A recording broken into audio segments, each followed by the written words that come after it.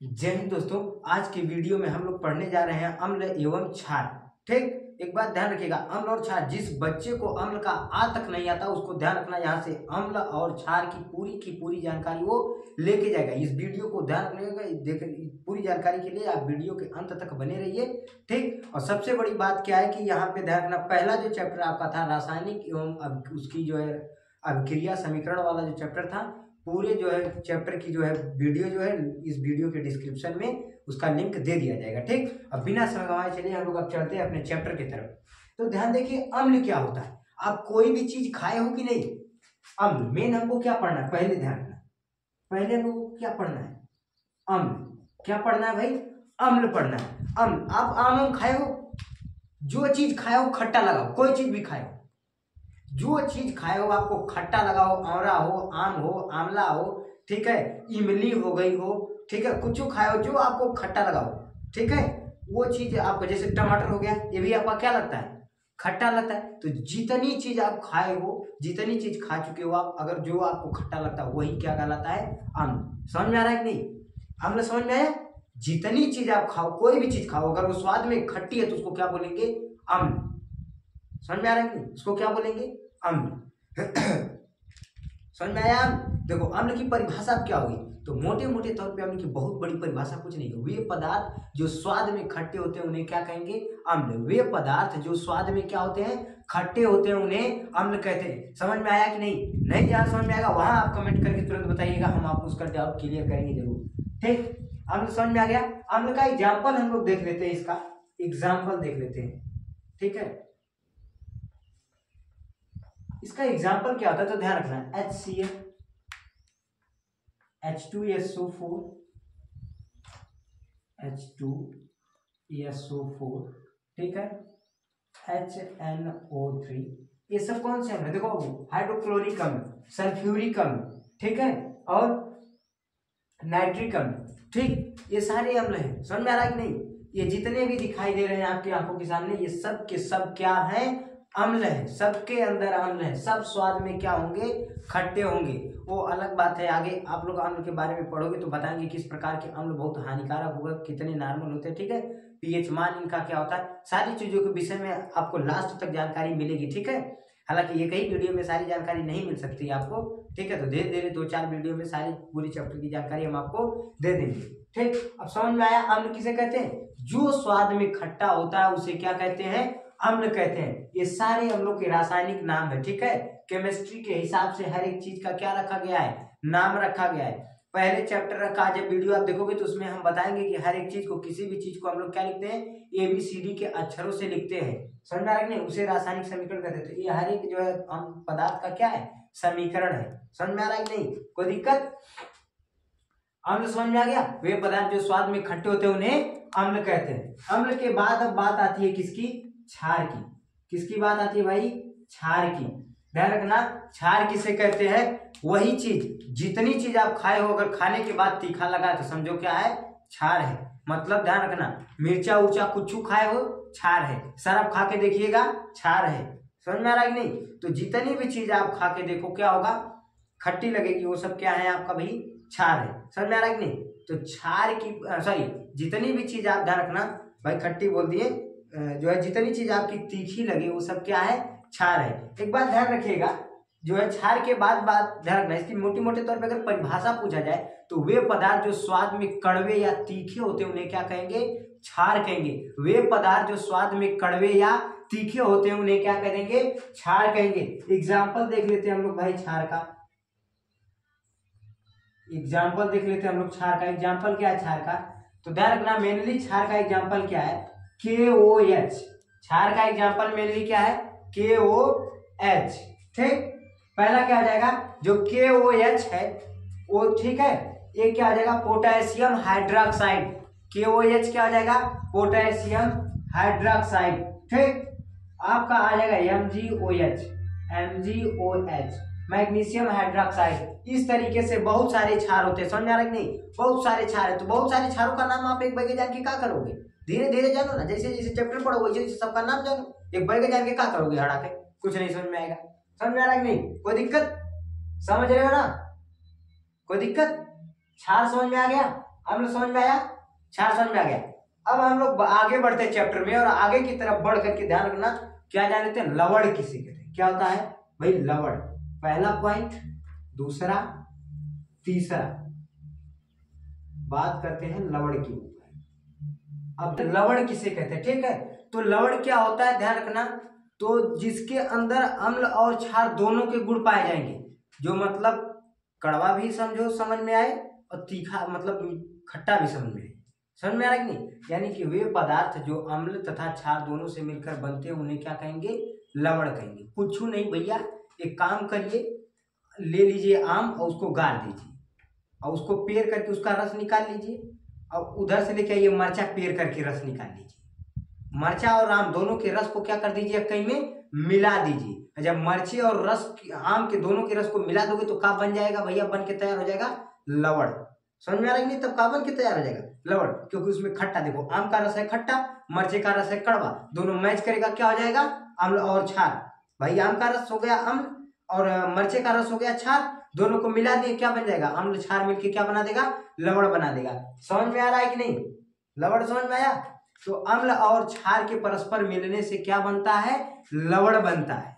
अम्ल और क्षार के परस्पर मिलने से लवण तथा क्या बन जाएगा भाई, जल बन जाएगा। तो मोटे मोटे तौर पे आपसे पूछेगा कि लवण किसे कहते हैं, तो अम्ल तथा क्षार के मिलने से ही क्या बनता है, लवण बनता है। कोई दिक्कत, समझ में आ गया लवण किसे कहते हैं। अब जैसे भी आपको देखो लवण का एग्जाम्पल आपको हम समझा दें, ध्यान दो एग्जाम्पल। अब लवण का एग्जाम्पल क्या हो गया, कोई एक अम्ल ले लो, चलो हम कौन सा अम्ल ले लेते हैं भाई, HCl ले लेते हैं। कौन सा अम्ल ले लेते हैं, HCl। समझ में आ रहा है कि नहीं, कौन सा अम्ल ले लिए, HCl। इसको हम लोग किस क्षार से मिला देते हैं, देखो एक क्षार लिखे ना KOH, इसी क्षार के साथ इसको मिला देते, क्रिया करवा देते। किसके साथ भाई, KOH के साथ। किसके साथ अब क्रिया करवा देंगे, KOH के साथ। देखो भाई KOH के साथ अब क्रिया करवाएंगे तो एक बात आपको बताए थे, ध्यान रखना, ये क्या करेंगे, दोनों डोनेट कर देंगे। ये इसका Cl माइनस है, इसका A वाला माइनस है, समझ में आ रहा है कि नहीं। तो इसका जब A वाला पोर्शन माइनस है तो A वाला पोर्शन जाके किससे जुड़ जाएगा भाई साहब, इसके साथ जुड़ जाएगा, और इसका A वाला पोर्शन इसके साथ जुड़ेगा। तो ध्यान रखना K का जब Cl के साथ जुड़ेगा तो बना लेगा KCl। क्या बना लेगा, KCl। और ध्यान रखना H जाके इसके साथ जुड़ जाएगा, क्या बना लेगा, H2O। देखो एक H यहाँ, एक H यहाँ, 2 H और एक ठो ऑक्सीजन है तो O हो जाएगा, क्या बना देगा, H2O। यानी लवण देखो क्या बना, KCl। कौन सा, पोटेशियम क्लोराइड क्या बन गया, लवण बन गया हमारा, जल निकल के तैयार हो गया कि नहीं। आप कोई और उदाहरण उठा लो भाई, आपकी जो इच्छा है उठा लो, एक ठो इसी में से पकड़ के, जो भी इच्छा है आपकी।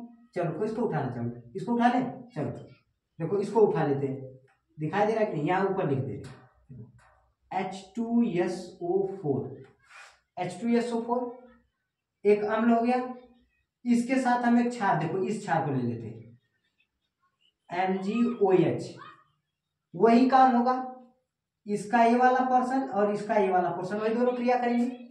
अब देखो इसका A वाला पोर्शन जब क्रिया करेगा तो इस किसके साथ आगे भाई जुड़ जाएगा, ध्यान रखना, तो ये H के साथ आके जुड़ेगा और A वाला पोर्शन इसके साथ जुड़ेगा, क्या बनाएगा MgSO4। क्या बनाएगा भाई, MgSO4 और प्लस क्या बना देगा भाई, देखो H2, तुरंत क्या बना देगा, H2O। ध्यान रखना इसका क्या नाम है भाई, मैग्नीशियम हाइड्रोक्साइड है, बता दिए थे। यहाँ पे क्या बना देगा, तो मैग्नीशियम जो है सल्फाइड बना देगा, ठीक है। कोई दिक्कत, समझ में आ रहा है कि नहीं। तो ये हर एक तरीके से क्या बना दे रहा है, एक लवण। तो कोई भी अम्ल किसी भी क्षार के साथ अब क्रिया करेगा तो समझ लेना लवण और क्या बना देगा, जल बना देगा। समझ में आया यहाँ तक, चलिए यहाँ तक आप लोग स्क्रीनशॉट ले लीजिए, फिर आगे की चीजों को हम लोग देखेंगे। कोशिश कर रहे हैं अभी आपको हम इसकी परिभाषा भी यहीं पे थोड़ी थोड़ी दे दे रहे हैं, छोटे छोटे में आपको परिभाषा इसकी दे दे रहे हैं, ले लीजिए, ठीक है। देखिए मोटे मोटे तौर पे हम आपको छोटी छोटी परिभाषाओं में लिख के इसको गठित कर दिए। देखो वे पदार्थ जो स्वाद में क्या होते हैं भैया, खट्टे होते हैं। अब मतलब आप आगे तो बना ही सकते हो इतना कि जो स्वाद में खट्टा होता है उसको क्या बोलते हैं, अम्ल बोलते हैं। इतना नहीं बनाएंगे तो भैया खत्म कहानी, ठीक। आगे देखिए, वे पदार्थ जो स्वाद में खट्टे होते हैं उन्हें अम्ल, वे पदार्थ जो स्वाद में कड़वे होते हैं उन्हें क्षार, वे पदार्थ जो स्वाद में स्वाद भाई बार बार स्वाद याद आ रहा है, वे पदार्थ, ध्यान रखना, अम्ल किसे कहेंगे, लवण किसे कहेंगे, तो अम्ल और क्षार के परस्पर क्रिया करने से क्या बनता है, जल तथा लवण, या लवण तथा जल, बात एक ही है। कोई दिक्कत, यहाँ तक एग्जाम्पल के साथ आपको समझा दिए, यहाँ तक का आपका स्क्रीनशॉट हो गया है, तो आगे की चीजों की तरफ हम लोग बढ़ते हैं। चलिए ठीक है, आप लोग देख लीजिए, अम्ल बता दिए थे, ठीक। अब देखो अम्ल बता दिए कि वे पदार्थ जो स्वाद में क्या होते हैं, खट्टे होते हैं, वो क्या कहलाते हैं, अम्ल कहलाते हैं। अम्ल क्या करते हैं, नीले लिटमस पेपर को लाल कर देते हैं। क्षार, जो वे पदार्थ जो स्वाद में कड़वे होते हैं, क्षार कहलाते हैं। क्षार को भी बता दिए थे। लवण, लवण बता दिए थे, जो अम्ल तथा क्षार दोनों प्रकृति से मिलकर बने होते हैं, उन्हें क्या कहते हैं, लवण कहते हैं, ठीक है। तो पूछ देगा क्वेश्चन, आपसे पूछ देगा कि अम्ल की लवण, ध्यान रखना, लवण क्या, कहीं कहीं ऑप्शन में दे देता है कि लवण क्या होते हैं, ठीक। तो आप बता दोगे कि मेनली आप पढ़े हो, जो है क्या होता है, अम्ल तथा क्षार मिलकर के क्या बनाते हैं, लवण बनाते हैं, आप बता सकते हो। कहीं कहीं दे देगा क्वेश्चन में आपको, ठीक है, कि बताइए सही है या सत्य या असत्य, तो उसमें पूछ देगा कि अम्ल जो है, लवण जो है, अम्लीय तथा क्षारीय दोनों प्रकृति के मूलकों से मिलकर बने होते हैं। अरे भाई देखो, दोनों अम्ल तथा क्षार दोनों से मिलकर बन रहा है ना, तो दोनों प्रकृति के मूलकों से मिलकर बने होते हैं, तो आप मान दोगे सही। समझ में आ रहा है कि नहीं। अब ध्यान दो, अम्ल क्या होता है, लवण का एक गुण और होता है, वो क्या होता है कि लवण अपने जलीय विलयन में H धन तथा OH ऋण आयन देती है। समझ में आ रहा है कि नहीं, क्योंकि देखो H धन आयन किसकी प्रकृति है, तो भैया ये अम्ल की प्रकृति है, और OH ऋण आयन किसकी प्रकृति है, ये क्षार की प्रकृति है। दोनों प्रकृति मिलेगी ना, क्योंकि इसमें दोनों चीज मिल रहा है, कोई दिक्कत। अब आगे हम लोग चलते हैं, गंधीय सूचक को देख लेते, किसको भाई, गंधीय सूचक, गंधीय सूचक। अब ध्यान दो, मोटे मोटे तौर पे समझते, गंधीय सूचक किसे कहते हैं। तो गंधीय सूचक क्या होता है भाई, तो गंधीय सूचक, ध्यान रखना, गंधीय सूचक क्या होता है, तो जिनकी कोई भी चीज होती है जिसकी बदबू यानी गंध अम्ल या क्षार के माध्यम में क्या हो जाती है, बदल जाती है, उसे ही क्या कहते हैं, गंधीय सूचक कहते हैं। समझ में आ रहा है, गंधीय सूचक किसे कहते हैं, कोई भी चीज आप रख दो, खाने वाली चीज कोई भी चीज हो, कुरकुरा सुरकुरा मुर्गा मीट मछली जो भी आपकी इच्छा करे आप बना के रख लो, और उसके बाद उसको रख दो, और रखने के बाद क्या पता चला वो सड़ गया, उसकी बदबू बदल गई, तो उसकी बदबू बदल के चाहे अम्लीय माध्यम में बदलती है चाहे क्षारीय माध्यम में बदल जाती है, इसी चीज को कहते हैं गंधीय सूचक। गंधीय सूचक समझ में आया, जिसकी, ध्यान रखना, जिसकी गंध, गंधीय सूचक किसे कहेंगे, मोटे मोटे तौर पे समझ लो थोड़ी सा, जिसकी गंध अम्लीय तथा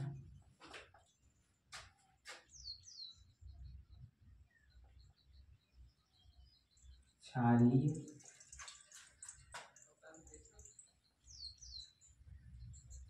माध्यमों में बदल जाती है, उन्हें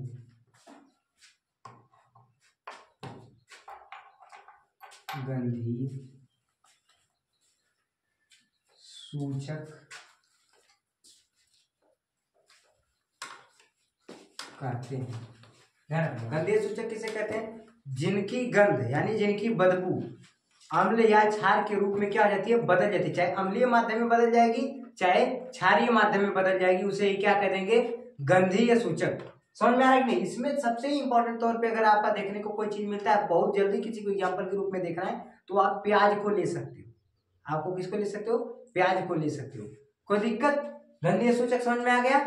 अब हम लोगों को आगे देखना है, ध्यान रखना, अम्ल के भौतिक गुण। अम्ल के कौन से गुण, अम्ल के भौतिक गुण, अम्ल के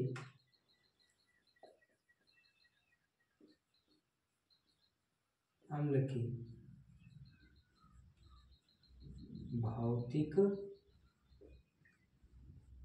गुण।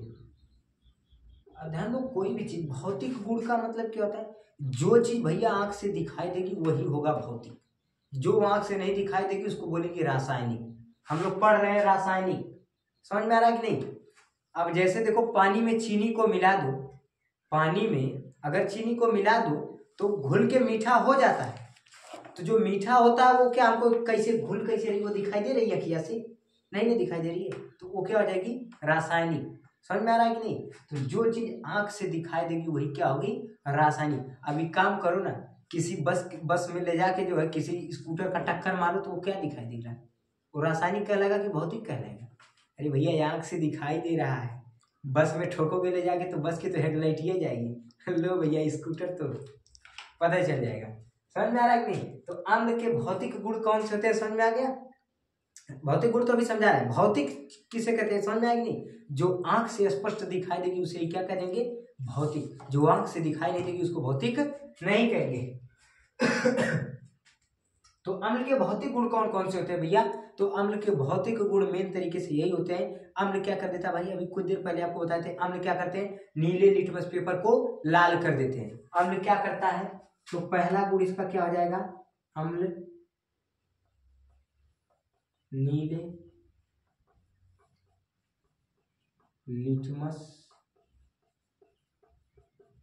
पेपर को लाल कर देता है। अम्ल नीले लिटमस पेपर को क्या कर देगा? लाल कर देगा। ठीक है।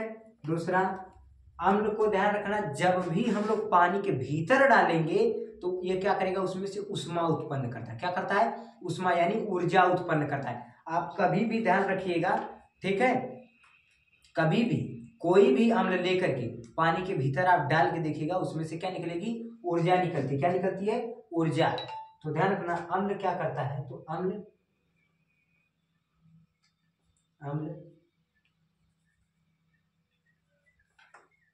जल में घुलने पर ऊर्जा उत्पन्न करता है। ठीक। अगला पॉइंट आपका क्या हो जाएगा? अम्ल अपने जलीय विलयन में H धन आयन देता है। क्या करता है भाई? अम्ल अपने जलीय विलयन में H धन आयन देता है। ठीक है। क्या करता है भाई? H धन आयन देता है। ठीक। अगला गुण क्या होगा? तो अम्ल संक्षारक होते हैं।